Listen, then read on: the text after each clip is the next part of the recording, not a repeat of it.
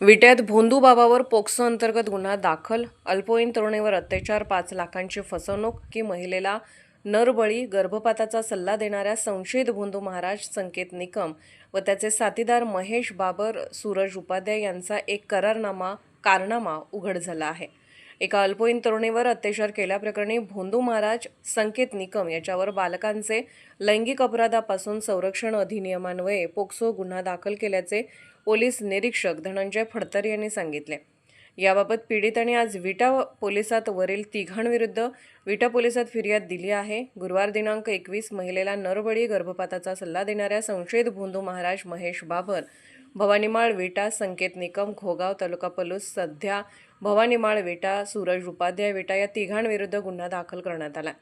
दरम्यान आज अल्पवयीन तरुणीने वरील तिघांविरुद्ध अत्याचाराची फिर्याद दिली आहे. त्यात पीडितेला शारीरिक पित्ताशयाचा त्रास असताना संशयित महेश बाबर व संकेत निकम याने संकेत शंकर बाबा, महाकाल, बाळूमामा, चिले महाराज यांचा अवतार आहे. पीडिताच्या शरीरात अंबाबाई देवीचा संचार येत असल्याचे सांगून पूजा हवन करण्यास भाग पाडले. पीडिता मागच्या जन्मीची नागिन असून संकेत निकम हा मागच्या जन्मीचा नाग असून आमचे दोघांचे लग्न करण्यासाठी या जन्मी जन्म झाला असल्याचे सांगितले.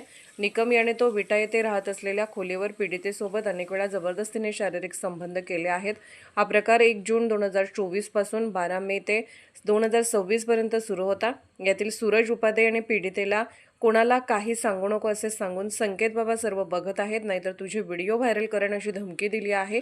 तसेच महेश बाबर व संकेत निकम यांनी पूजा हवन करण्यासाठी पीडितेच्या वडिलांकडून निकमच्या वडिलाच्या खात्यावर रोख 5 लाख रुपये घेऊन फसवणूक केल्याचे फिर्यादीत म्हटले आहे. बालकांचे लैंगिक अपराधापासून संरक्षण अधिनियम व महाराष्ट्र नरबळी आणि इतर अमानुष, अनिष्ट, अघोरी प्रथा व जादूटोणा यांना प्रतिबंध करण्याबाबत त्याचे समूळ उच्चाटन करण्याबाबत अधिनियमान्वये वरील तिघांविरुद्ध गुन्हा दाखल केल्याचे पोलिसांनी सांगितले.